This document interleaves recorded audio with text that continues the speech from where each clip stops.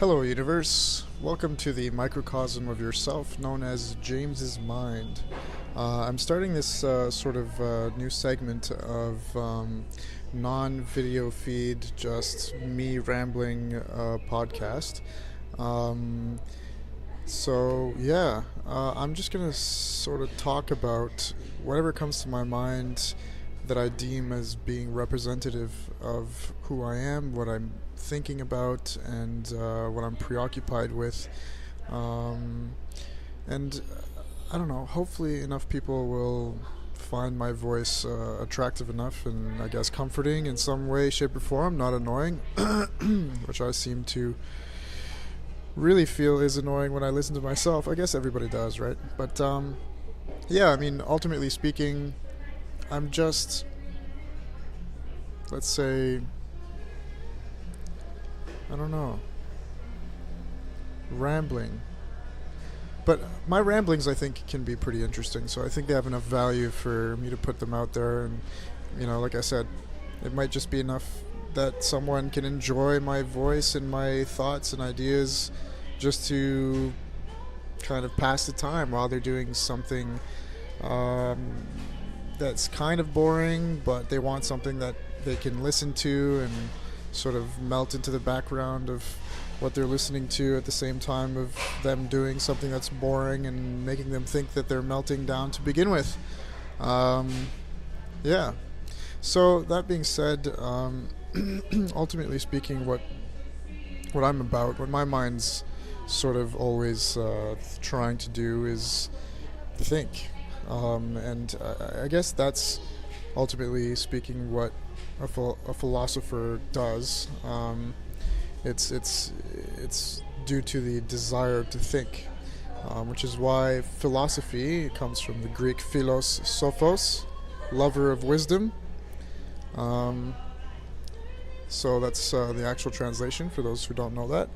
I feel like that's a bit of a common thing. I think people are starting to know that that's what philosophy means, a lover of wisdom. Of course, that term, lover of wisdom, is something that is very debatable because, what is wisdom to begin with? What is knowledge? What is intelligence? What is information? These are things that you can go and look up. I think it's one of the first episodes that me and Oliver discuss epistemology. I think it's episode 9. And you can sort of go on to the main playlist of Church of Logic and get our perspective as to what that is. But I'm really just trying to say that, a lover of wisdom, it's something very vague. And so I don't really like to use the term philosopher as a title unless people really understand what I mean by that. All I know is that by definition, all human beings technically are philosophers. Everybody loves wisdom. And in fact, I think, like I said, if we go back to the definitions of things, everybody has no choice to, operate with wisdoms. So is it something that they can really love? And hence why I love philosophy. I mean, you can always question everything. There's always a sort of semantics behind everything. You need to define what these things are, or else, you don't really know what you're doing in this sort of floating dot in the universe. Every day you're just waking up, going to work, trying to make money, trying to fuck that gorgeous guy or gal, and it's just a whole meaningless sort of blob cycle if you don't really examine what your life should be about. So yeah, there you go, philosophy. It's a necessary thing. It's something that everybody is and has no choice to be. So as much as I'm a philosopher, I'm also an anti-philosopher. I'm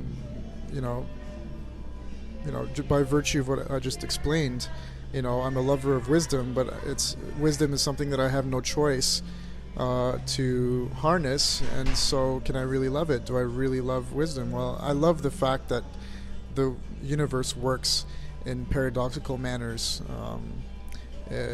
just like I've sort of presented here.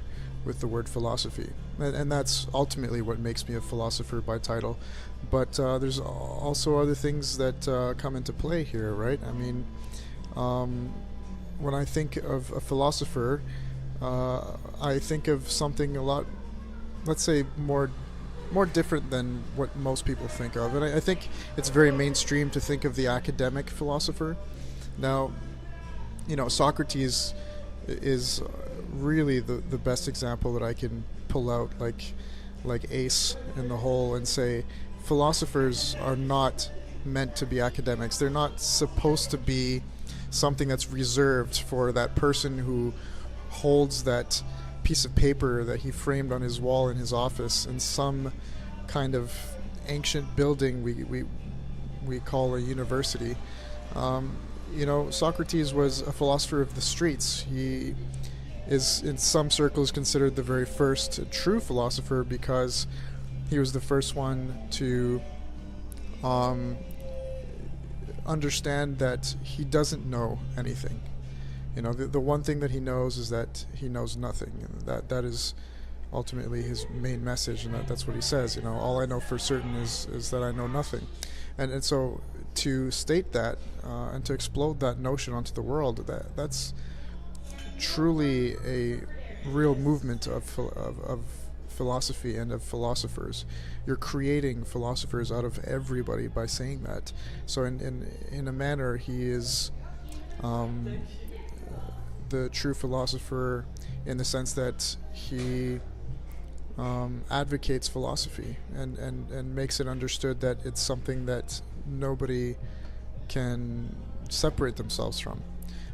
Other people, I might as well mention in the same line of thought that other people would consider another philosopher to be the very first philosopher because he used knowledge as a means of gaining power or of harnessing power. I think it was what's his name? Heraclitus? Could have been Heraclitus. I'm gonna have to look that up. Anyway, he was the first to understand the solar eclipse as being something that is recurring. It happens in a sort of pattern, in a cycle, and so he used it as a prediction to sort of scare or intimidate his opponent. He said, if you don't do what I want, then I will blot out the sun, and you will fall prey to my whims.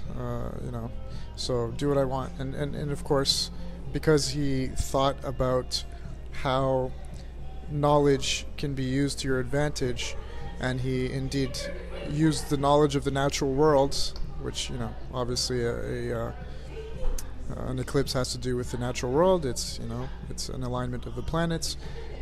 He technically used philosophy as a practical means, but I wouldn't consider him to be the first philosopher because he did that.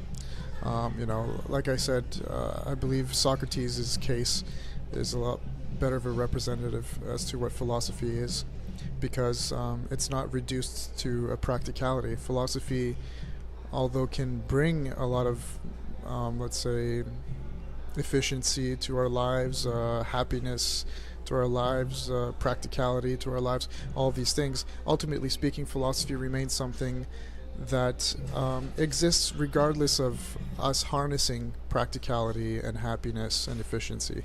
It's something that you can practice, just because you love to think about things, and that in itself is self-sustained. It's sufficient. You don't need to extrapolate anything from it, and that to me is, what a pure philosopher would be. By definition of the words, loving wisdom. You love wisdom for what it is, and not for what you can get from it, right? So, I'd like to consider this segment more than just a sort of logical thing, because of course this channel is called Church of Logic, but this part of the podcast, whenever I sort of speak about the thoughts that I have, I like to consider that more more philosophically speaking, rather than just logical. Of course, logic falls under the umbrella of philosophy, but you know, um, let's just consider this segment pure philosophy. Um, yeah. So currently, right now, I'm sitting at Starbucks. I am in public. There's nobody around, actually, very much. I'm trying to understand a little bit, you know, of myself here. I've never really even dreamed of starting a podcast until recently, and things have been going well with Oliver. But as to actually sit there and just talk to the void without really having anybody to talk to, but knowing that someone somewhere is going to be listening at some time in the future or in the present, because I believe I'll probably start, you know, recording these podcasts live as well. Eventually, it makes me think, you know, who are we when we do that? You know, people who podcast, when they, I mean, obviously, I think in real time, in the moment that I'm speaking right now, you can definitely see some kind of, or feel, let's say, some kind of hesitance and insecurity, lack of confidence, confusion. You know, these are things that you're sensing, and you know, it doesn't make for great listening. And so, in the future, if I get used to this, it'll make for great listening, because you know, you ultimately listen to a podcast to be entertained. But if you're really just curious about another human being's thoughts, and their feelings, and honesty and truth, which truth, of course, is something we should talk about, or I should sort of get into a little bit later on. I mean, that's ultimately one of the goals of philosophy. It's an axiom of philosophy, in a sense.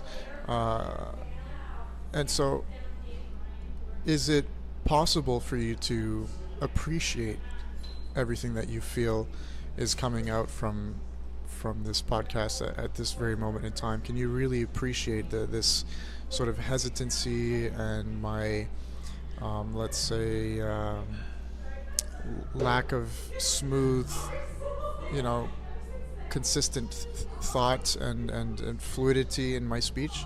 Can you really try to feel that and take it in for what it is, rather than, I don't know, switch to a different podcast or think about the things that I'm saying and how they apply to your own lives? You know, in a sense, can you meditate and focus your attention purely on, you know, the very words that you're hearing right now, not on who I am as a person and me, James, talking to you. I'm talking about the very words that you're listening to. Can you really just focus on those things, not just with your mind, but with your heart, and feel them, and say, you know, wow, this is something I've never done before. Now, I don't want to go ahead and explain what I would sort of react, or what kind of reactions I would have if I were to hear something as odd as this. But I guess a little hint would be that I would imagine that if you've listened this far, that you would certainly start paying attention in some regards to everything and anything that you normally don't even see, because you're so used to ignoring those things. You know what I mean? It's sometimes we are bored, sometimes we are not really entertained and occupied and stimulated, so you know, those things just sort of evaporate and they don't exist to us anymore. I mean, think about you on your laptop, YouTubing for hours, different things. You know, maybe you start watching, you know, World Star fights in the street, you know, and arguments and that kind of stuff, and it just sort of progresses on to you watching panda videos and cute tigers, and then it another couple hours later you've somehow, you know, kind of evolved into watching, I don't know, let's say wrestling, you know, just really random shit, and then politics, and then out of nowhere you get up, you go to the washroom, you wash your hands, you know, go out to the kitchen, you grab something out of the fridge, and then you come right back to your laptop, and you continue watching your videos. Now, if you do that and you're looking at the video, but you now have an empty bladder and something in your hands to fill that bladder up again, you know, maybe it's a pop, maybe it's milk, maybe it's water, maybe it's juice, whatever it is. Try to think about the entire trajectory of you having gotten up to go to the washroom, and then from the washroom gone to the kitchen, and then the kitchen back to your laptop. Do you really remember every moment that it took you to execute those tasks, to go to the washroom, to, you know, maybe flip the lid up, maybe turn the knob so that you could wash your hands, all these things? Or have these things become such a routine that's ingrained in your life that you haven't thought about those actions anymore, and so much so that you can't even remember them? They don't really exist in your mind, in your short-term memory, because there's no reason to think about those things. There's no reason, you know what I mean? So you could be looking at your laptop right now, and you would have no way to really know that you actually did those things, other than the fact that you have something in your hands that you didn't have before. You know, you have that drink now, and you have an empty bladder, and that's the proof that you went and did those things. But your memory really doesn't register you having done anything. You know, this is something that I've experienced a lot in my own life, and it made me think, if it's possible for, you know, really tight regimented routines like this, because this is a small routine in a sense, you know, it's just maybe 3 or 4 hours during my days off in the evening that I'll do this, and these routines will become something that I don't even register as being a memory. But if it's applicable in that sense, maybe it's applicable with bigger routines, with the larger patterns of life. Maybe entire weeks, months, maybe even years sort of dissipate, because I haven't paid enough attention to the things that seem to me to have no value or importance. You know, going to take a leak is not really valuable to me in any meaningful way. So that really is the proof, and that's how you can look at yourself in a different way and say, wow, I really am a philosopher, because I love wisdom, I love knowledge, I love new things, I want to be stimulated, and the things that I've been doing have not stimulated me, and therefore I don't remember them. It's all just a sort of blur. And so I would encourage you to, I suppose, become a philosopher that's self-aware, because you're a philosopher, possibly, I'm not saying that, you know, you necessarily don't think, but I think even myself, we don't think enough about the right things. We don't stay aware enough about the right things. And so what I'm speaking about kind of rhymes with meditation. It's kind of synonymous with meditation. We, you know, to be aware of everything is something that we kind of do, you know, within a specific amount of time. We say, okay, I'm going to set aside half an hour to meditate, to be in the moment and to be aware. But this isn't something that you have to do as a sort of, you know, planned event in your life that's recurring. You can be aware out of every action that you take, and every conversation that you have. You know, you can literally, at the same time that you're thinking about specific things, also have a thought that, or an awareness that you are thinking those things, or that you are saying those things. You know, that's truly living in the moment, by using your mind, and probably also your heart. Yeah, that's really just something I wanted to bring to somebody's attention somewhere. You know, I think that'll be beneficial for your life. I think it's beneficial for mine, although I'm just as guilty of not doing it. I think maybe this is why I'm doing this podcast. I'm just sort of letting myself have some time to at least start trying to be aware of everything that I'm doing. So if I'm just sitting in public, talking and being aware that I'm very uncomfortable and I feel like a madman because I'm just sort of talking, in a microphone without anybody in front of me, it doesn't appear like I have a reason or a purpose here. And so I'm almost forced to be aware. And I think somewhere deep down inside, something kind of prompted me to do this and said, I've had enough. I need to live. I need to become myself. I need to self-actualize. I need to be there. I need to... It's not enough to just think about things and write them down and talk about them in a podcast. Sometimes you need to be alone with yourself, doing things and saying things, and sometimes not doing things and not saying things in a way that is acutely self-aware. I may never have done this podcast, and if I maybe hadn't reached this level where I can't go on anymore, just having a routine. I think even when we think that we're doing productive things and being positive and making, having success, we seem to turn the success and the patterns and the routines that we deem as being good, we seem to turn those things into routines that are no longer part of self-awareness. And so it doesn't matter if I have a routine of going to the gym and then I get healthy. If going to the gym and getting healthy just becomes a routine that I'm not aware of, what's the point? I'm left with a great body and nice health, sure, but what's the point if I haven't really enjoyed those moments? If every time I went to the gym I didn't have some kind of, let's say, emotional imprint, this sort of leftover residue that sort of can be integrated into who I am today.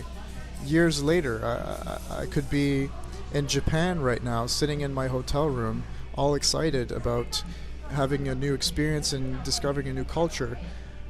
But I should also have the ability to look into my past and pinpoint any one routine and say, wow, back in 2014 when I had worked a job as a Tim Hortons, employee making bagels and donuts in the kitchen, there was a routine of that I had going to work every day, putting that visor on and that brown shirts and working the machines in specific order. And something about that experience, that's those 6 months that I did there at Tim Hortons, something about that experience it remained. It made me who I am today. I am able to embark on this new journey here in Tokyo because I was self-aware during those 6 months.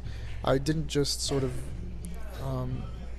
let my mind miss out on the opportunity of really experiencing every moment that I was, for example, injecting a Boston cream with the custard. You know what I mean? So yeah, I think it seems sort of cyclical and paradoxical to stay aware out of within every moment that you're doing anything. But I think the more we do that, the more we integrate our life experiences into who we are. And so when we do move on to new experiences, we take with us everything, good and bad, that we sort of experienced in our past routines, and we can perhaps attack or receive those new experiences that we were about to have in the future with a greater depth, because we know how much impact they will have on us now that we sort of live with this acute self-awareness. that we've practiced over time. So hopefully I'll be able to say next year that I remember this moment of having sat down, at Starbucks in my chair the night before Christmas Eve and just randomly decided to, I guess, talk about being aware that I'm sitting here talking about stuff. Anyway, if I were to move on, I'd like to sort of conclude that, I really desire to, I guess, be a window through which people can filter their light and reach me as much as I, shoot my light from the inside of the house that is James. I want people to comment and let me know what they think and what they feel, and not just in the manner that I've impacted them with my podcast, but in with the very experiences that you've had that aren't relevant to me, and just tell me, hey, look, this is something that I want you to know out of nowhere, because ultimately speaking, I'm trying to find new experiences and new people, things that I can truly benefit from. And in order to do that, I think one has to be willing to be completely open-minded, completely genuine, and willing to, sacrifice some times and sacrifice some trust in order to gain those things, in order to learn new things and have new experiences. We have to also be able to listen to other people. So as much as I'm going to be talking, I guess, maybe for the rest of my life, either on podcasts or even in the conversations that I have day to day, I want to start being aware that I also have to listen. That's the one thing I want to practice a lot more. If anybody's watched some of the episodes from the Church of Logic that I have with Oliver, it's very clear that I tend to use him as a sounding board, and that's really not what I want, because I think it's okay to use him as a sounding board, because ultimately speaking, we always do that. We have a necessity to do that. Otherwise, how do we know what we're talking about if what we're talking about doesn't get reflected back to us? And that reflection is almost like a sounding board. But I really relish the moments when Oliver kind of breaks through my bad habit and says, but James, think about this, think about that, what about this, or you missed out on something here, or you overlooked something there. Those are the moments that I really feel happy, and so in the future I'll try to do that with other people too. I think we're going to bring on guests and speak to other people about different things, and with them I think I'll have a little bit less of an inclination to cut them off and to try to listen and maybe try to interview them a little bit more, because an interviewer really only guides that person through their own ideas instead of trying to impose their own ideas. And that's why I love listening to people like Dave Rubin, or even guys like Larry King. Larry King, I think, was interviewed by Dave Rubin, and that was very interesting, that podcast, because you had one interviewer talking to another about interviewing, and you really learn a lot about what it means to be an interviewer. These guys are the ultimate journalists, because I don't think they're the same as journalists. I think someone who interviews is someone who is not just trying to make news available to other people, like a midwife. I think an interviewer really kind of tries to make new ideas and expose new thoughts, of the person, or to the person that's kind of talking about those ideas and those thoughts. You know, if I'm speaking to an interviewer about my thoughts, that interviewer usually will make me understand those thoughts in ways that I hadn't understood them, simply by questioning me, by asking me specific questions in a specific order and guiding me through my own thoughts. I'll learn something about myself. And then for a third party to watch that, sure, they'll learn a lot, but, they'll learn that sort of news or idea, as a consequence of the interviewer. But the interviewer isn't trying to bring it to me like a journalist would. It's not like an anchor sitting in front of the sort of camera and saying, this is what happened and this is what this person said. It's a pure interaction between two people, one of them interested in being curious in the other person, and like I said, as a consequence, the news sort of and the information is released in such a pure way that it's impossible for any bias to pollute it. And so guys like Dave Rubin and Larry King, and I feel like and Matt Dillahunty, and Joe Rogan, Joe Rogan is amazing at that. These guys are so necessary, and they're so good for humanity. The real heroes, the ones who make a real difference, a real impact, in the ways that matter the most, in my view, anyway. So, I think I want to become a little bit more like that. It's up to me to write my ideas down and to present them in a podcast, but, there's no reason for why I shouldn't also be able to take on the role of an interviewer and practice the virtues of being curious and open-minded, because that to me is really what makes someone open-minded, is to be able to stay curious and not receive someone else's ideas as something that I can shoot my own ideas off of and define my own thoughts through. I should just be able to absorb them and appreciate them for what they are, and that's it. Not, okay, how can I take that information or these thoughts or these ideas and turn them into something that's useful for me? No, it's just, the very act of me absorbing them is useful, and that's it. I think it makes you virtuous. It promotes patience. It promotes compassion. It promotes just a myriad of different virtues that you can really see being manifested all at once. Whenever you listen to a guy like Joe Rogan or even watch him, you can see these things. They emanate off of guys like that. There's this sort of charisma, a true charisma, one that's very attractive for very obvious reasons. It's purely love. That's love.